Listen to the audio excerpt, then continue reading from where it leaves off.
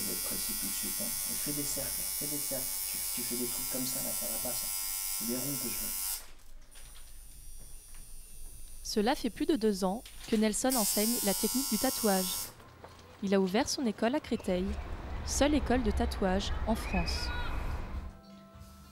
Bien que le côté artistique soit présent, ici, on s'intéresse plus à la technique. La formation s'étend sur 6 mois, ce qui permet aux élèves d'acquérir les bases nécessaires. Moi, en fait, quand j'ai commencé à tatouer, j'ai commencé en autodidacte, il y a pas loin d'une dizaine d'années.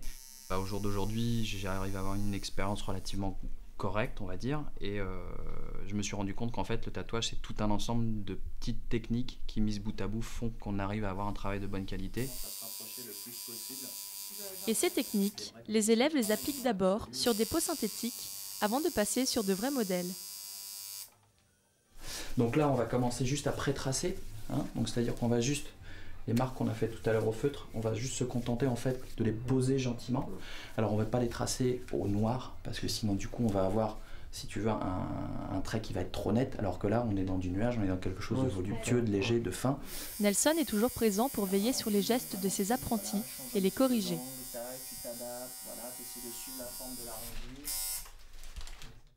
On va commencer par faire un premier cours théorique, on va leur donner des TP à faire. Ils rentrent chez eux pendant 3 semaines, 1 mois, ils font leur TP, et il n'y a qu'une fois qu'ils sont au point, qu'ils ont bien assimilé tout ce qu'on leur a appris, qu'on les reprend pour le cours théorique suivant, et ainsi de suite, on avance vraiment pas à pas.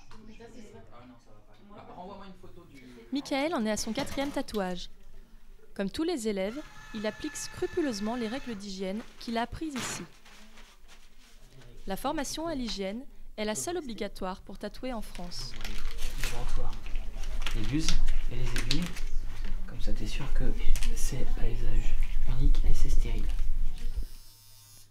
À la fin du tatouage, Nelson revient faire le point. D'accord. Donc le but du jeu, c'est effectivement de mettre des gants au moment où tu vas appliquer le cicatril, mais une fois que le sachet est sorti de son emballage. Okay. Parce que là, du coup, là, effectivement, les gants, ça te protège toi du sang du client, mais il faut aussi que toi, tu protèges le client des apports de bactéries exogènes. Le tatouage est fini, mais la formation ne l'est pas encore.